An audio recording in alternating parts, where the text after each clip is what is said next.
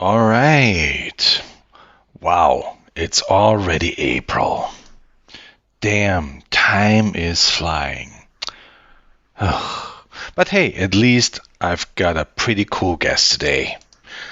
Okay, so where's the virtual recording studio again? Oh, yeah, there it is. Huh? Looks different. Yeah, rebranding. Whatever. Okay, so, Rita's already in the waiting room. Okay, good. Then let's open the throttle and give this everything. The Community Lab, your podcast that connects professional communication research, practice, and people.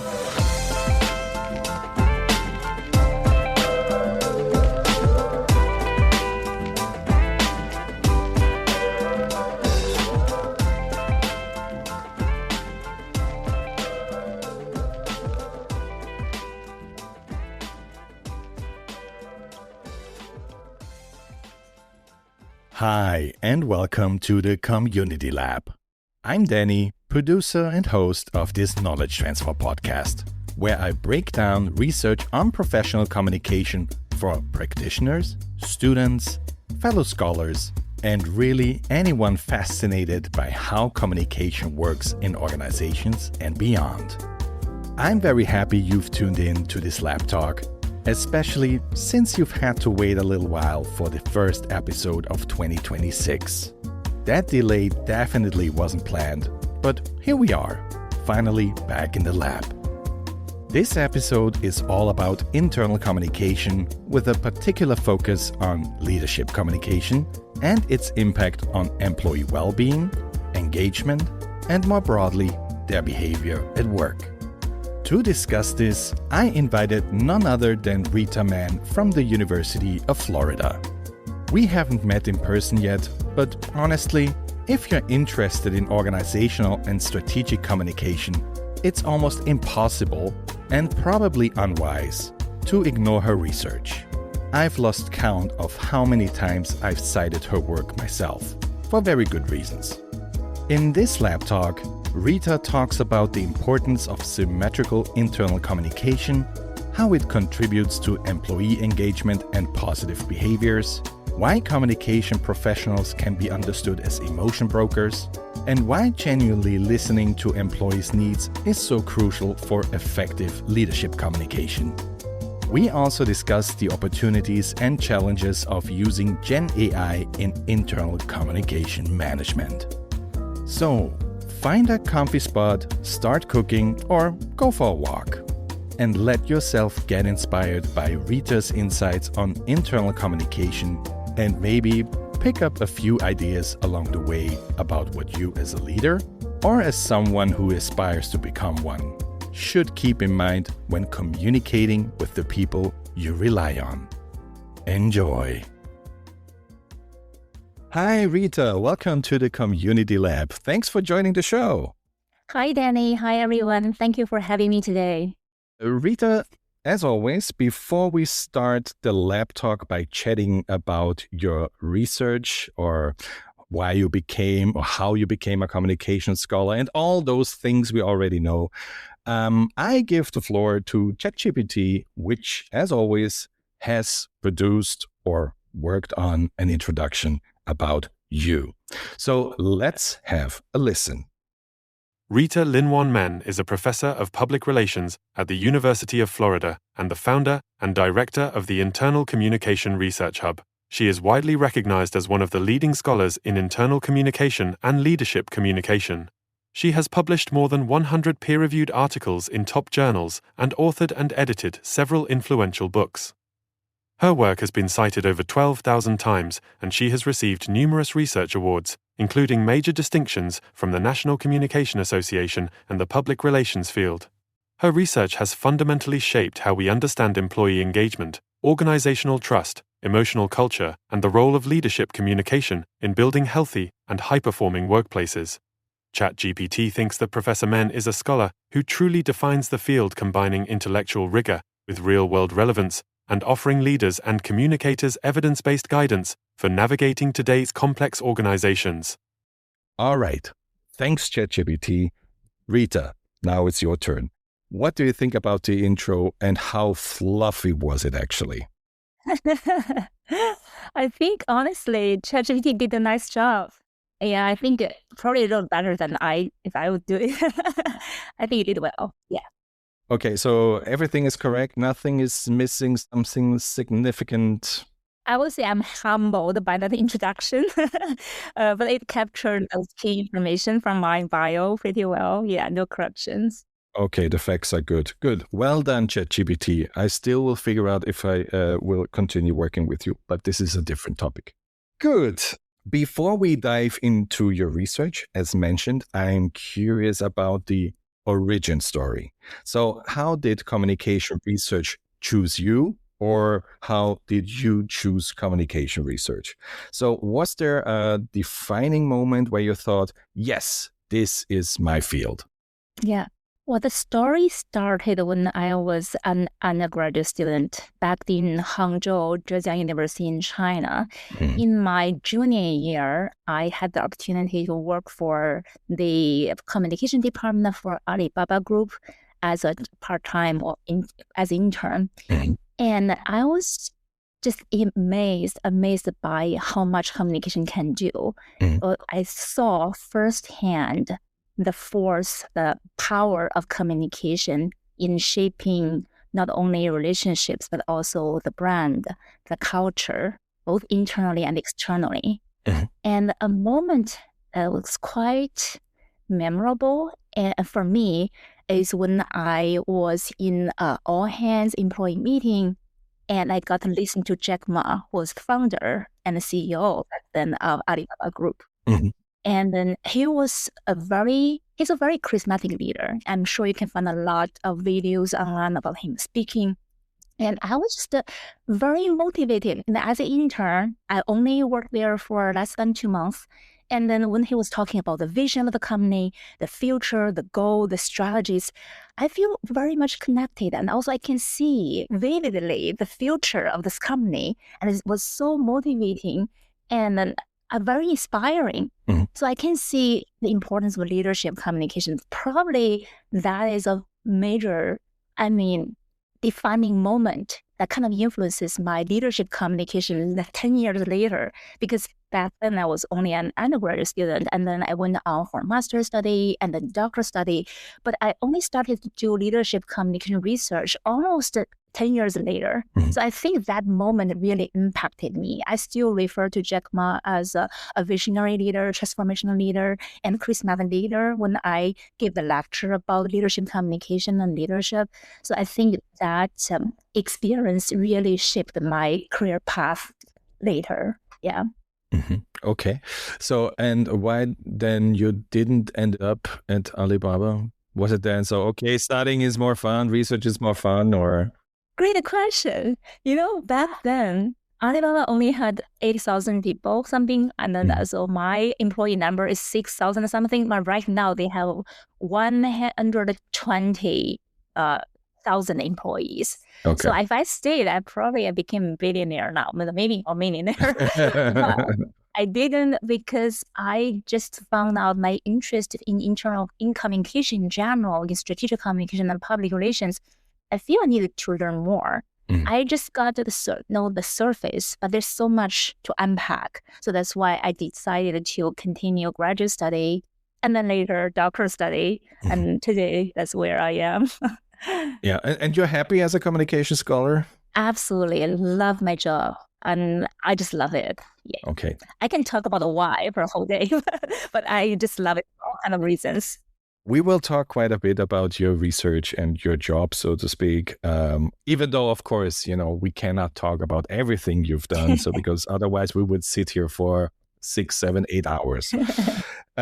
Good. Then another question I ask my guests always is, when we, step outside academia for a moment and when we just think about communication, is there something different, or do you experience communication differently for example, as Rita the scholar versus Rita the private human being? Or is communication for you always the same? That's an excellent question. Thank you. I would say, well, fundamentally, communication is foundation for all human relations. So that's my firm belief. Yeah. And from there, we have interpersonal communication, right? We have family communication, we have corporate communication, and so all kind of communications. But I believe the fundamental elements are the same. So it's always two-way. There's always a message sender, regardless it's a person or a company, right? Individual. Yeah. And there's always a message receiver there. It could be the mass audience or individuals. So it always involves how you encode your key message, the meaning, into the actual messages in all kind of different formats. And then you find the right channel to communicate. And then you also need to understand who you're communicating with. And it doesn't matter if it's interpersonal communication or it is public communication. We need to understand the message receivers, the audiences, and who they are, and their backgrounds, right? And then their education level, and then also their needs, and then and so that they can develop the messages they can understand, they can interpret, and also can speak with them. So I think fundamentally communication is the same. It entails this strategic process. It's about meaning making. It is a dialogic. It's two-way. And I think that's the foundation for all human relations. Yeah. Okay. So that means like when you're, let's say in the classroom, or you're writing on your paper, or you analyze data, and there's like Rita, for example, going shopping, jogging, I don't know, on the family table, I don't know. So there's always the same Rita. There's nothing that, where you say like, nah, I would communicate differently, or, you know what I mean? Yeah. I think if you truly love something, you truly internalize something, it becomes part of your outlook.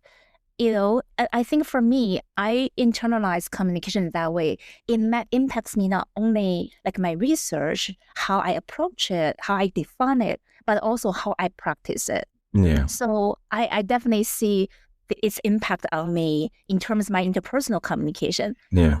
Always think about who I'm talking with, right? And when something happens, when there's a problem, very often it's not a relationship problem, it's a communication problem. So that is the same for public communication or interpersonal communication.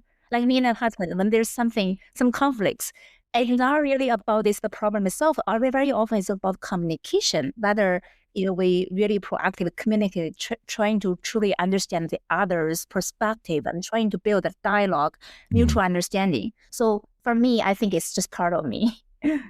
Okay. So you're also like this, I don't know if it's a typical communication researcher, but I assume that you always also in your private interaction, you sometimes, think like a little bit. So what did I learn about that? What did I read about that? So I could maybe handle this situation this way or that way. So this is at least what I do sometimes. If you're talking about how what I read impacts me. Yeah. Yeah. Well, yes, I think definitely. I think for me, because I love my work so much, I feel it's part of my identity, and like I work from home so much, so it's kind of integrated. So there's a term called work-life integration, right? So I think I'm a really good example of work-life integration. It kind of mutually boosting each other. So yeah.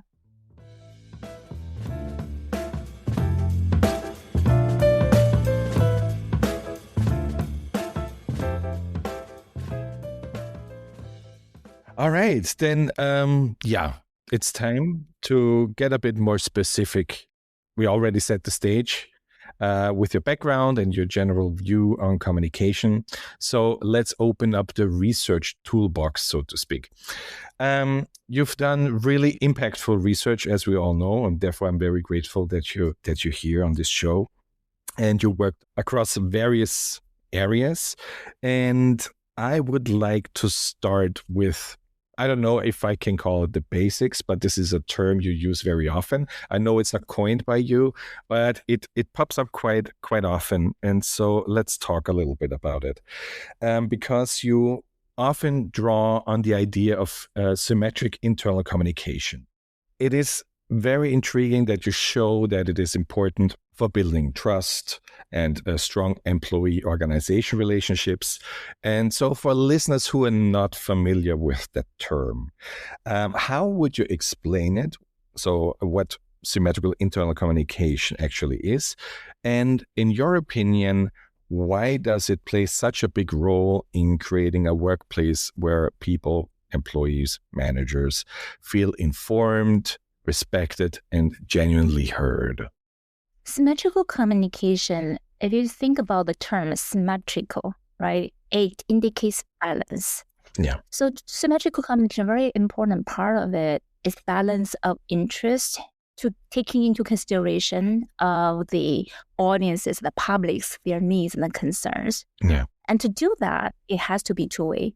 Without listening, if just a one-way street communication message, information dissemination, you wouldn't know how the other party, the audiences truly think. So it involves listening and listening with care, because this listening is just not listen to manipulate them, to understand them, to manipulate them. It's listen to create that mutual understanding, to address their concerns. So it really emphasized the employee-centered mindset, because if you want to genuinely listen, you care, you show your care for the other party, care for employees. Yeah. So yes, it's really about the organizations show genuine care for employees. And to do that, they need to listen to understand the employees' concerns, their understanding, and then their perspectives, etc. And it is grounded in listening, and it's grounded in this openness and a sense of responsiveness. Because when you heard the employee's voice, you need to address it. So that's what we call symmetrical. So if you just listen by collecting information, not doing anything, that is not a true listening. So ethical listening involves collecting information, feedback, and then act on it. So that's a really important part of this. Why this is important, not only my own research, a lot of scholars' research has shows it's the positive impact of symmetrical internal communication on different outcomes, such as trust, employee relationship with the organization, and their commitment in the organization, a sense of empowerment in the organization, and also some supportive behaviors such as positive word of mouth and advocacy behavior. So those are evidenced by prior studies. Yeah. So this is more of a communication philosophy and a mindset. The goal is to build a mutual understanding, to create that dialogue, genuine dialogue, to show the genuine care for employees. And when the employees feel heard and their voice is heard and their concerns are addressed, and of course they will be happier in the organization, and that can contribute to their general well-being. Yeah, I fully agree. And what I find quite concerning sometimes is that people forget that listening is also part of communication. And I really like that you emphasize this part. So just listening, you don't always have to chat all the time, have logorrhea or whatever. So sometimes also genuinely listening is communication, right? Absolutely. I think that's the same principle for other types of communication, like interpersonal. Because if we think about how we communicate with others, if we just deliver the information, just convey what we try to say without listening, how they understand the messages, there won't be real communication. It's just talking, right? Yeah. So not communication. I fully agree. Good. The next thing I want to talk about is employee engagement, because this is one theme that reoccurs. It is also about how communication specifically shapes employee engagement. So I'm curious, why is engagement so critical from an internal communication perspective?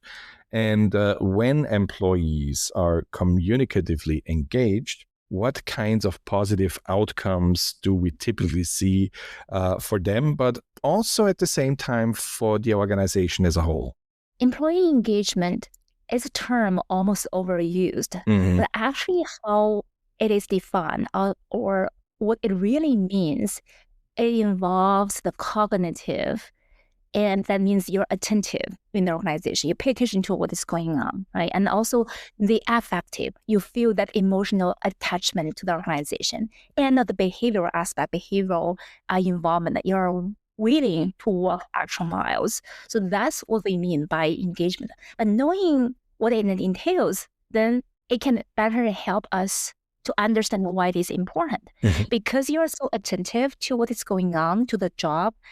And because you're so absorbed in your roles, and of course it will lead to better productivity. And because you're attentive and you're patient, you want to do the job well. And because you want to walk actual miles for the organization, so you're willing to help others at work. Yeah. And so it can not only influence in their individual productivity, but also for those external facing customers. Let's say if they're engaged, they can leave a positive impression on the customers. So that can lead to customer satisfaction.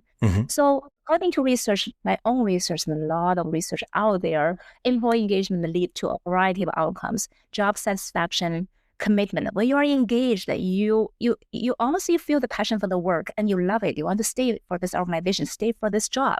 And because you are fully engaged, you find purpose at work, and then you will have a better sense of well-being. Yeah. So this sense of purpose is so important for someone to love their job, right? And you're also more willing to stay in the organization. So that is about employee intention.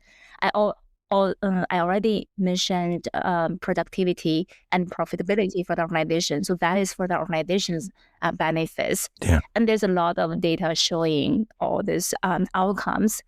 But the situation is right now, according to Gallup's recent employee engagement annual survey, the engagement level is actually at a kind of a decade low. It had been increasing steadily for almost a decade and peaked around the pandemic, and then it dropped. Now it's around, for the global employee engagement is 21%, and for the US is 31%. That's down from 36 at year 2020. Okay. So that shows there is a space for companies, leaders to do better and to engage employees, to boost employee engagement. I mean, the numbers are not very impressive, to be honest. How do you see that? If you think about the benefits of employee engagement, we want all employees to be engaged. But right now, globally, we're only at 20% something, right? And the US is 30% something. So definitely we want more employees to be engaged. Yeah. But yes, I think overall, if you look at the trend, it is growing for a decade and dropped a little bit during the pandemic, which is understandable after the pandemic. Yeah. Right, that's quite a quieting phenomenon, and then among younger generations, and I think it's just, and also all the changes happening right in the society, the political influence, and also the technology impact. That just says this is a rolling ball, and organizations, leaders needed to continue think about creative ways and to adapt to the changing environment to continue proactively engaging their employees. Well, I was just thinking, so because you're also so interested in employee engagement, but it seems like, for example, back in the day when you had your internship in Alibaba, you were very engaged, right? Because of this charismatic leadership you experienced, right? Yes. So that says what can drive employee engagement, and then the communication definitely is a very important part of it. And of course, there's a leadership, including leadership communication and the culture of the organization. Yeah. So all of these factors, and of course, like a work environment, and then employees getting a job they are good at. So that's more related to job design, and the job design. So you allocate the right work to the right person so that they can use their talent to get the work done. So that's also part of the equation.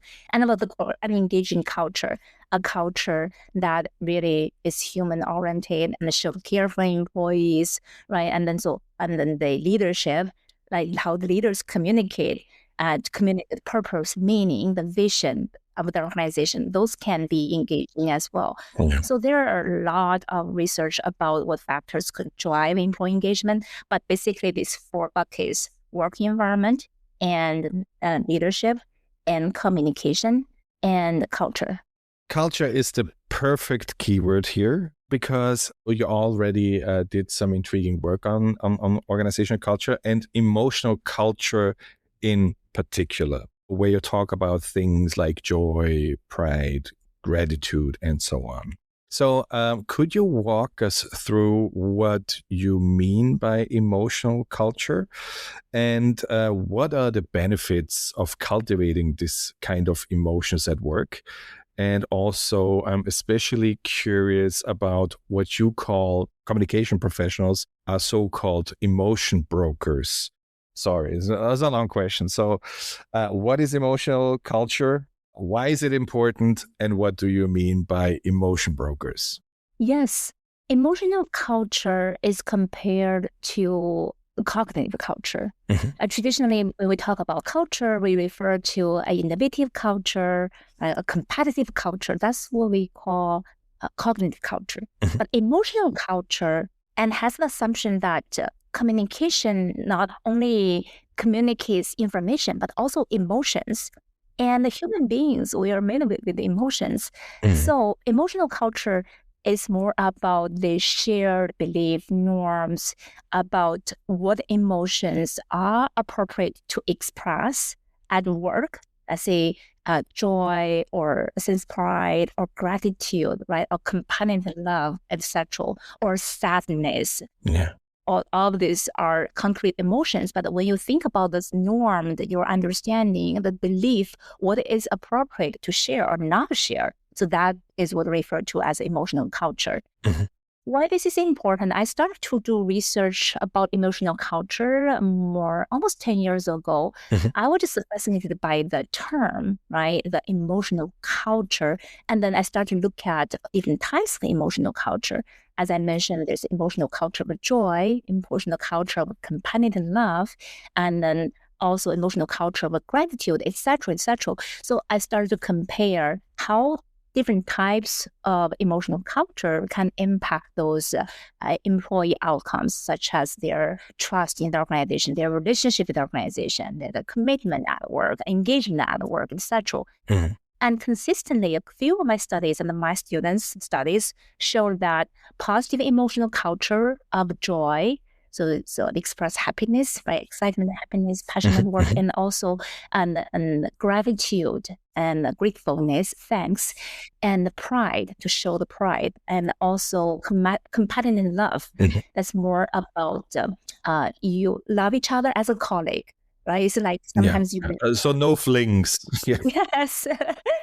Right. You refer to your colleague as my family members at work, right? My work husband, or, so that's kind of thing. You hug your colleagues. And so that's genuine companion love is also part of this equation.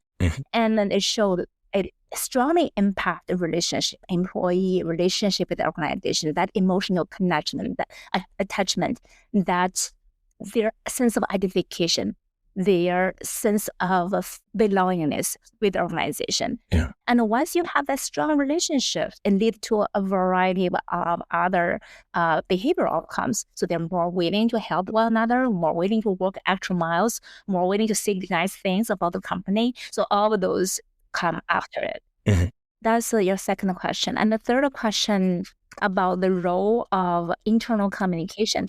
Yes, in our recent study, me and my master advisee, we call communication professionals emotion broker, mainly to referring to their role as the power that can really help shape emotional culture, transmit or communicate, interpret that emotional culture, and sustain that emotional culture.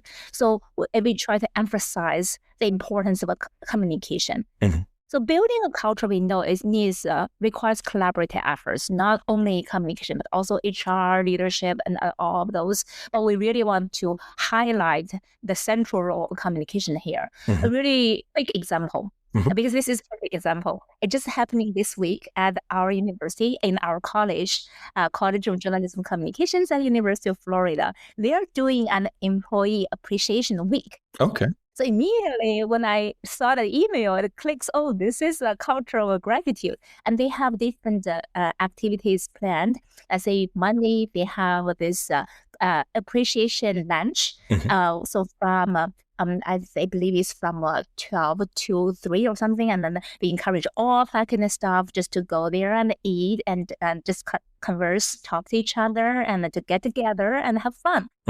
And they have other activities. They also have this treat trolley where then the communication team, they will have a tray of trees and they deliver to each door to give each faculty there. Yeah. And they also have this yoga Thursday. They invited the professionals to come here to lead a yoga session for our faculty and staff members and at our atrium. So that's something I definitely see they are showing appreciation to employees and also creating this atmosphere of expressing gratitude. Yeah. And this is also from top down because this is started by the dean sending out a message to all employees to express the thanks. And the communication team, HR team, they collaborated to organize these activities. And then I think this is a very good example of how to create this emotional culture. So little by little, it accumulates. And also Friday, they have this appreciation breakfast. For those who can make lunch, they can take a breakfast on Friday. Yeah. It just reminded me a little bit because you mentioned, I think, the term belongingness. And that also says like, okay, we value no matter what. I mean, there are boundaries, of course. Yes. But in general, if you're already a member of our family and, you feel frustrated or sad or whatever, you can express it. You're in a safe haven, so to speak. Yes, I totally agree. Just like the idea of companionate love, you truly care for your employees and you want them to share their concerns, right? And their frustrations and anything negative events happening in their life. You want to show the support. I think it's part of that sense of atmosphere of companionate love. You create a safe environment for employees to express other emotions.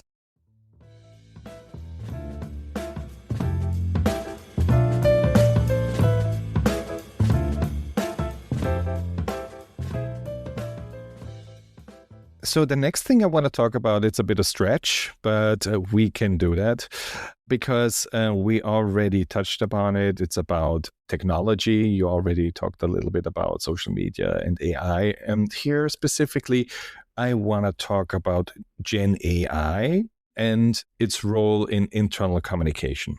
Because I came across a study that you co-authored. And in this study, you interviewed communication professionals and you asked them about their use of Gen AI in internal communication. And the results were pretty mixed, I would say. So there were like some clear opportunities, but also some real challenges when it comes to using Gen AI in their work. So could you walk us through the main advantages you identified, but also the main pitfalls that communication professionals should be aware of when using Gen AI in their work? Yes, I'd love to talk about the study because a couple of studies I'm currently working on is also related to the topic of how AI is used in internal communication. And that study you were referring to was actually conducted almost 3 years ago when Gen AI was first started. Yeah, true. And we did that interview, and then we had a challenge of finding the participants, and because not many PR professionals had substantial experience using it back then. So we did a global study. So globally, we were able to interview that over 20-something people. But I believe these days, if we replicate the study, there would be more participants who were able to share their opinions of how they use it effectively. What I'm saying here is a learning curve. Yeah. So even just for 2 years, so much has changed. And even ChatGPT had version 5.2. It can do much more than 2 or 3 years ago. Of So course. that says, what I'm going to share here, the findings, is a little bit dated. Even it's only from 2 years ago, but it's a little bit dated. But the general theme, I think, is still consistent. Let me start with the opportunities and the challenges. In terms of our opportunities, the most important thing is increasing efficiency. because for content generation, idea generation, so now we have this really effective tools. So it can enhance the efficiency of our communicators' work and then internal communications work, as well as the efficacy of work or the effectiveness, because it can help you polish your idea, refine the writing, and all of those. And then another part is personalization. And so we call it hyper-personalization because of the data organizations have available these days. So they're able to hyper-personalize the messages so that it tailored to each individuals. And this was not possible before the Gen AI era, but these days with those more advanced tools and those built-in analytical tools, big data analytical tools, we are able to do better in that sense. And because of Gen AI can create a message on the organization's behalf, and then so they can actually develop the messaging to make sure it is hyper-personalized and tailored to individual employees, their background, their data, their preferences, etc. No. So those are some of the key benefits. And then related to that, because of the increased efficiency of work, a couple of interviewees mentioned the idea of the work-life balance, because in public relations, we are fast-paced career style, right? And our pace is really fast-paced. And with those new tools, and you can save more time for other important things to do in life. Yeah. That's a theme that really interests me. And we were talking about those topics. And those are some of the opportunities. And in terms of the challenges, and one thing is authenticity. That's a theme that constantly came up, because people might ask, so this content, whether this is generated by the leader or by AI, whether this intent was true intent or not. Yeah. So this concern of authenticity is a key issue identified from our interview data, and also other things that has been commonly discussed in the AI era, such as algorithm bias or privacy considerations, and then also employees' job anxieties, with concern with the job loss, replacement. But I think those concerns are kind of applicable to all fields.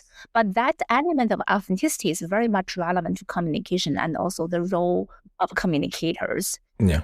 So those are some of the key opportunities and challenges. And I also asked how to overcome those challenges, right? Or how communications can evolve in the AI era. Because like it or not, AI is going to stay. It's going to evolve. We need to cope with it. We need to grow with it as a field, as professionals. Yeah. So a couple of things mentioned by those experts, and then we're talking about the training, right? The training of so AI training and how AI can be used for communication, and as well as having the policy in the place and safe experimenting. Because if we just concern about it, feel all this anxiety about it, not doing anything, we are going to be left behind, because eventually this is just a very everyday tool for everyone, not only for communicators, but for communicators even more, because we deal a lot with content creation, and Gen AI is just really good at it. It's getting better and better at it. We talk a lot these days is co-piloting. So it is to really work with AI, not to let AI replace human, and not to let it take over our work, but how really to collaborate, let AI be our collaborators, be our partners.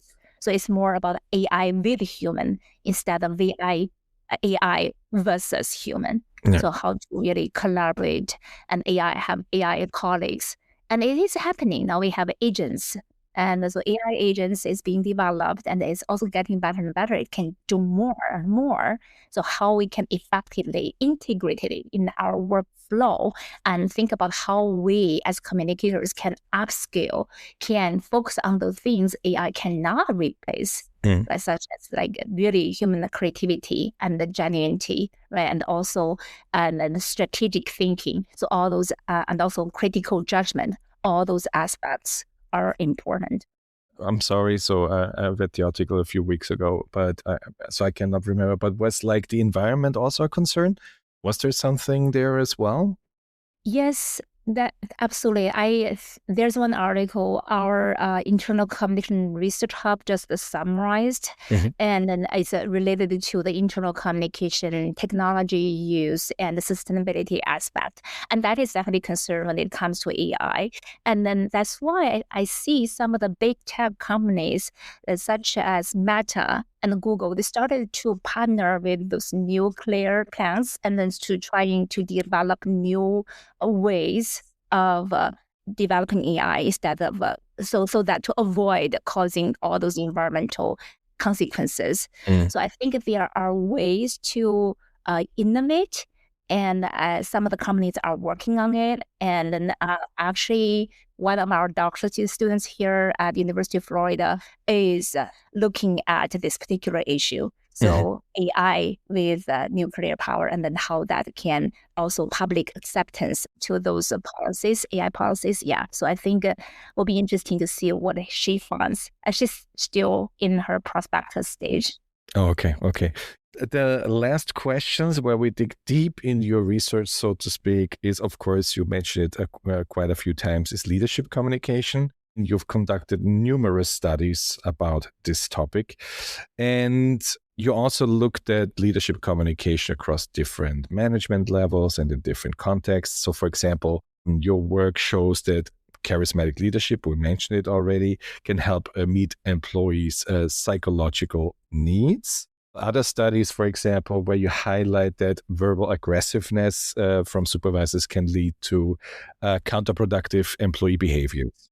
When you pull all this together, what types of leadership communication styles seem especially beneficial for employees' well-being and engagement, and which leadership communication styles do more harm than good, in your opinion? This is a big question, but I like it. It really got me to think about all the research I have done about leadership and leadership communication.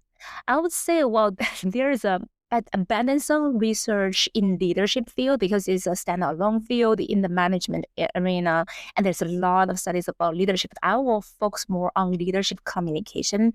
Even just leadership communication takes me. I will try to see whether I can summarize those key effective strategies. So the most effective leadership strategies or principles to keep in mind, one is vision. So leaders need to be visionary. They need to communicate vision. They need to communicate where we're going as an organization. 5 or 10 years from now, what our future will be like. So this is the first important component. Communicate the goal, the purpose, the future, and the meaning of those. And second, human orientation, so human-centered communication to really show the care, the genuine care, the genuine compassion, empathy to employees. This is really important, especially during those turbulent times, such as crisis or change, like the pandemic. During the pandemic, empathetic leadership is a very important theme being discussed a lot, and there are a lot of great examples out there.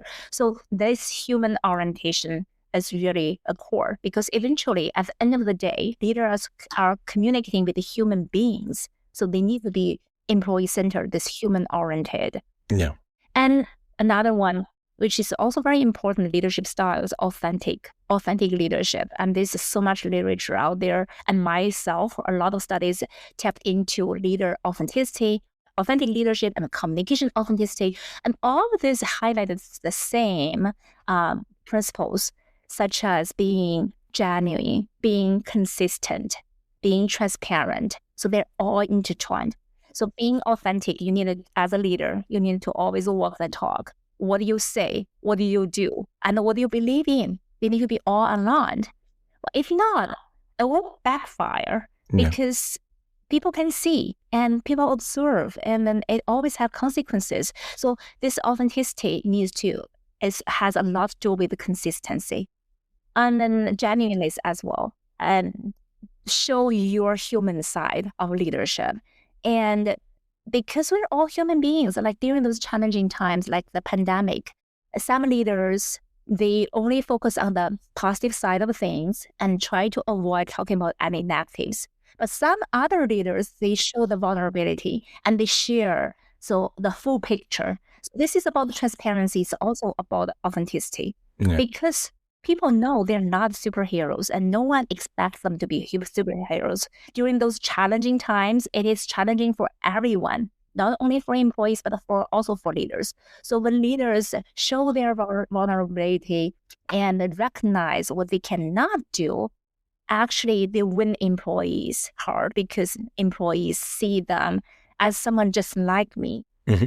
Other than being authentic, being ethical, those are all related because authentic leadership, a very important part is it is guided by moral values. So they're being authentic, being ethical, so they're always come together. Mm-hmm. And also empowering employees, that's part of transformational leadership. So you're willing to let employees participate in the decision-making process. You give employees the autonomy to make decisions and involve them in the decision-making process. Mm-hmm. And employees feel empowered and they're more engaged. There's research showing that connection as well. And being responsive to truly listen to employees, that is also related to the concept of symmetrical communication we talked about earlier, mm-hmm. because leadership communication is a really important component of the organization's internal communication. So for the organization's communication to be symmetrical, leaders' communication also need to be symmetrical. So they needed to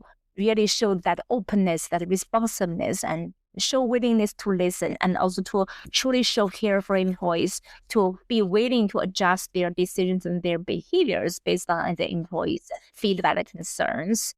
And those are the positive themes. I would say the main ones. Of course, there's so much more out there. And for time consideration, I just highlight a few themes that consistently show effectiveness in my studies. Mm-hmm. And for the negative, detrimental aspects, and you mentioned one of our studies looked at verbal aggressiveness.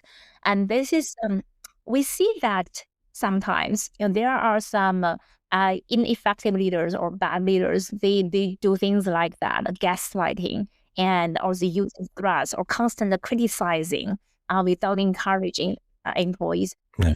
All those things we don't like. Usually, yeah. Yes, opposite of those positive leadership styles or leadership communication strategies are the negative ones. So I didn't do much. Very often my research focuses on best practices. Only a couple of my studies look at the negative, dark side of leadership because those bad leaders, they do exist, right? So all those things are the negative behaviors of leaders we should avoid. And it is the impact is very noticeable because we have a supervisor who gaslight all the time and who always criticize and even threat and publicly shame the employees, and employees will leave. Yeah. And there's a saying, people join the company, but they leave their boss. Right? So they join the company because of the company's reputation, but they often leave the company because how they are treated by their supervisors.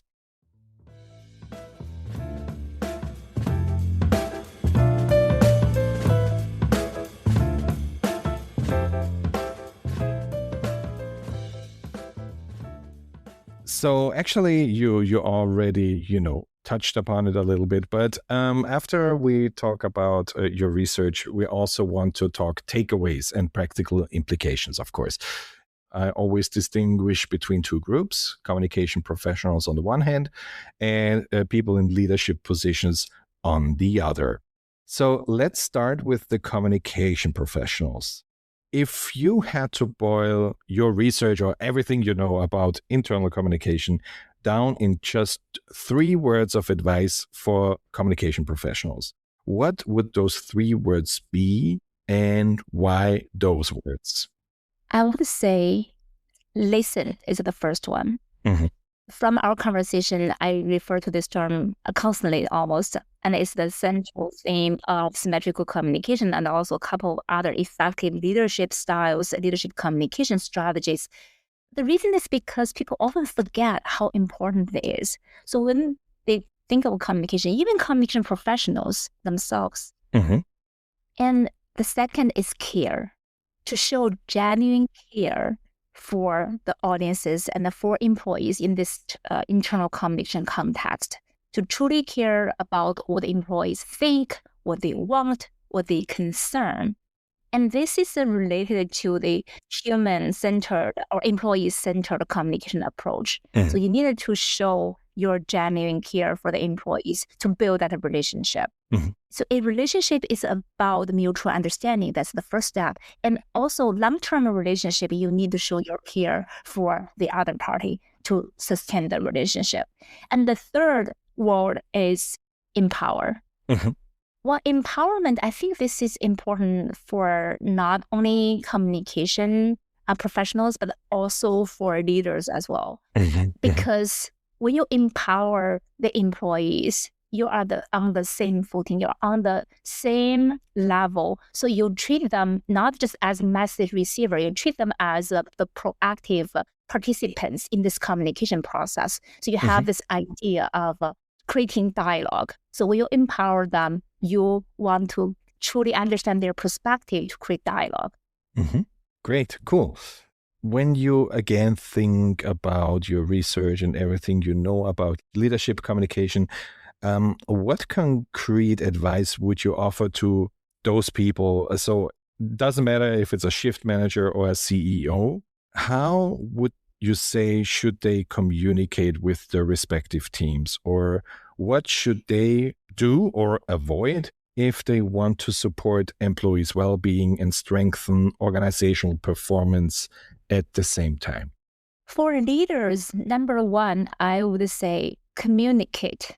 Good. Just because many leaders do not know, they need to communicate and they need to communicate effectively. So the idea here is that they need to know the power of communication and they need to trust the power of communication and they need to proactively communicate, reach out to employees, to initiate the conversations, to listen, to understand them. So that's number one. I think for communication professionals, I didn't say this because it is natural for us. Right? We know we need to communicate, but not for every leader. Some leaders are more natural communicators, but not for everyone. So I think for leaders, number one, they need to communicate proactively. They need to understand the importance of communication. So that is number one, is communicate. The second one, I would say walk the talk. So authentic leadership or leadership authenticity, I studied a lot in my research and consistently it showed positive effects on a lot of positive employee outcomes, including relationships and engagement, well-being, productivity, and all of those. So walking the talk is important, as I said earlier, because employees can see, they remember things, and they need to lead by example because employees look up to them. So if you do not walk the talk, you cannot expect employees to do the same. So leaders, because they are leaders, because they need to lead by example. So being authentic and walking the talk, it is important. It's really important for building employee trust, sustaining employee trust, and building employee relationships. And the third one, I would say visionary communication. So this visionary communication is not just about communicating the goal, the vision. It's also about communicating the purpose, the why we are doing this job. What this means for you as an employee, for our team, for the organization. So meaning-making ability of the leader is really important. They needed to communicate that future orientation, communicate the purpose, and communicate the meaning, really motivate employees to do the job they need to do. Cool. That's it for now with the research part. I mean, we could talk forever, as you know. But before we wrap this lab talk up, I'm curious about what's coming up for you next. So what's on your research agenda in the next, say, couple of years? Yes, absolutely. Currently, and we are working on a few projects which will last a couple of years because those are big topics we want to tap into. For instance, enterprise conversational AI.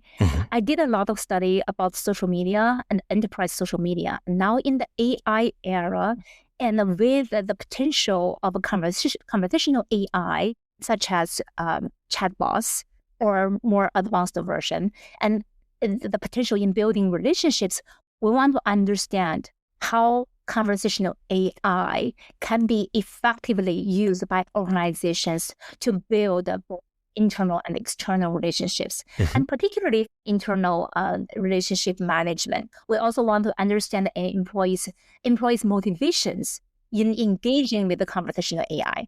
A lot of companies now, they develop their enterprise version. Like for us, like at UF, we have what we call a navigator, and it is a chatbot, but also it's a Gen AI. It's a combination of these different features. Okay. And it also can communicate in a very personable way, because AI is getting more and more advanced and more human-like. They can talk more human-like. We want to see the potential of using these conversational AI tools in building relationships and employee relationships. We just started on the project, and we have a conference paper which is going to be presented, and then later maybe it will appear in a journal. Cool. And another topic is digital twin. It's also AI related. These days we just cannot get away from the AI topics, because we are struggling how to use it effectively. So I want to see how digital twins can be used effectively for leadership communication. The reason is because some companies are already experimenting with it. And a friend of mine in China, he actually created a digital version of himself, a digital twin of the CEO. He's the CEO of a tech company, and he delivers the New Year's messages using the digital twin. It was actually very well done. So I'm just interested in how leaders can effectively use this technology, or whether it can negatively impact their perceived authenticity or public trust towards the organization. It might have some benefits, because not every leader or every CEO is a public speaker, is not a natural public speaker. Well, for those CEOs, if they can create a very effective digital twin, a clone of the CEO, as long as mimic it, the CEO fully, and it represents their character, communicates the message designed just for the CEO. So I think it may help with their leadership communication in a sense. The third topic is trust in the AI era.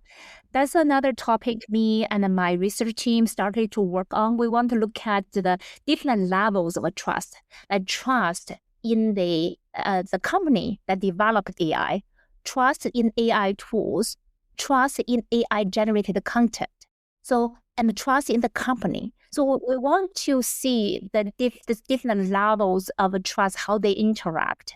And we also want to look at how different factors at the individual level factors, and for example, self-efficacy, AI competence, how that impact your trust in AI tools, AI-generated content, right, and using AI. We are trying to add a communication component.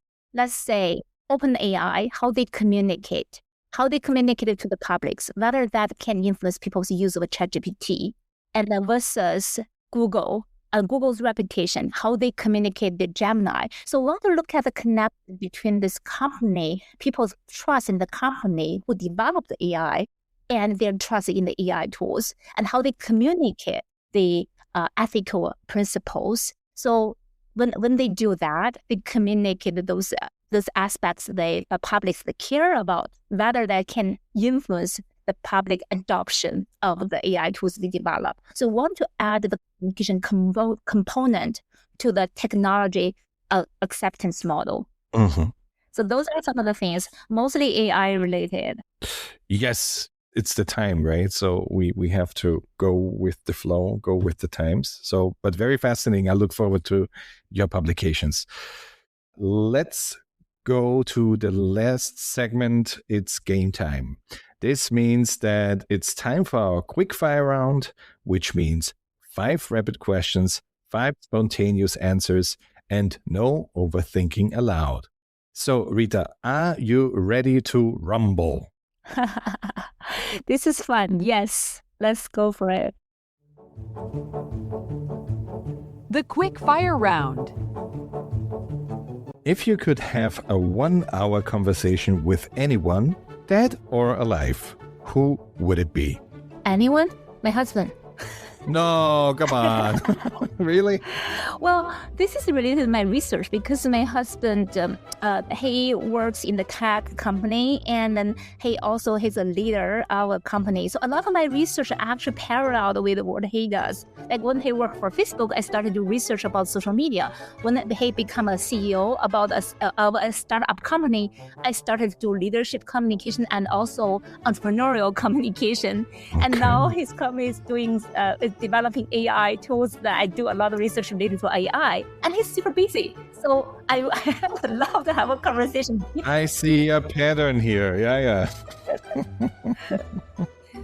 What topic in internal communication do you secretly wish more people would take seriously? Spontaneously, I say, leadership communication.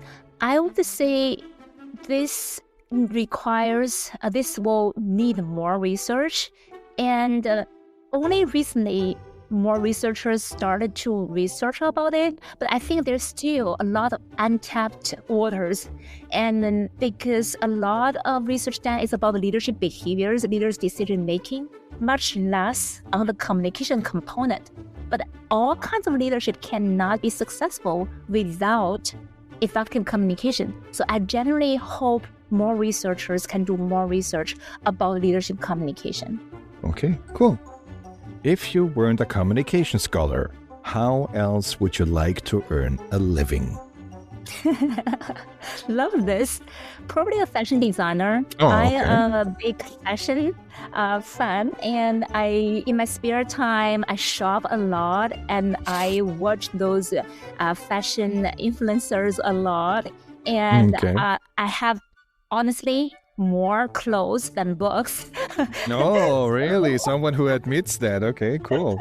Yeah, that is my ideal second life. Okay, cool. What's a small communication habit you personally try to practice every day? Meditation. Mhm. Well, this is not really a surprise. I think a lot of people do that, but I like meditation. It really help calm my mind, and especially in busy times and in those crazy times, I think meditation really help to keep things flow well, and also help with my well-being in general and mental health as well. Final question, and then I'll leave you alone. If you could whisper one piece of communication advice into every communication student, what would it be? One word. Yeah. Listen. Maybe just one quick explanation why you would whisper listen to their ears. As communication professionals or as leaders, listening is the core for effective communication, and not many people are doing it or doing it effectively. Even if just as an individual, as an employee, as a working professional, our students, they need to learn how to listen, because without effective listening, they cannot understand and what is being said, and they cannot achieve what they want to achieve. So I think listening is a very important skill and a capability for everyone, and especially for communication professionals. Great. What nice closing words. Yeah, thank you so much, Rita. It's such a pleasure discussing internal communication, leadership communication, Gen AI, what you all also want to do in the future. Thank you so much for having me, Danny. I really enjoyed the conversation. Thank you so much. And hopefully we will meet at some point in person. That would be awesome. Yes. Looking forward to that. See you. That was the Lab Talk with Rita Men. As always, I hope you can take something away from this conversation that helps improve your own communication at work. Personally, I learned that a research agenda can be inspired by one's spouse. So maybe I should consider getting married at some point. Maybe. Beyond that, we talked a lot about the importance of dialogue at eye level, genuine listening, and authenticity as key ingredients of successful professional communication. We also learned that fostering an emotional organizational culture, one where people are allowed to be emotionally and genuinely themselves, has powerful effects on employee well-being and on organizations more broadly. And for all the leaders listening, be visionary, communicate in a human-centered way, and don't shy away from showing vulnerability. It's a strength, not a weakness. If you'd like to dive deeper into symmetrical communication, leadership communication, and employee engagement, you'll find a curated list of references in the show description, handpicked by Rita. Make sure to follow the Community Lab on Spotify, Apple Podcasts, and YouTube. And don't forget to leave a thumbs up or a 5-star rating. It really helps feed the algorithm beast, especially after an episode drought of more than 3 months. You can also find us on LinkedIn. So connect, share your thoughts, and help us grow this terrific community of people fascinated by the magic of communication. You can also send an email to communitylab.podcast@gmail.com. Just reach out. That's it for now. The next Lab Talk drops in May, and here's a small teaser. We will be talking about organizational identity and the role communication plays in shaping it. Until then, and don't forget, communication is everywhere. It's in what you say, what you don't, and sometimes even in the fact that the orange guy is getting more and more fake awards invented just for him. That's what I call pathetic. Stay curious and keep the conversation alive.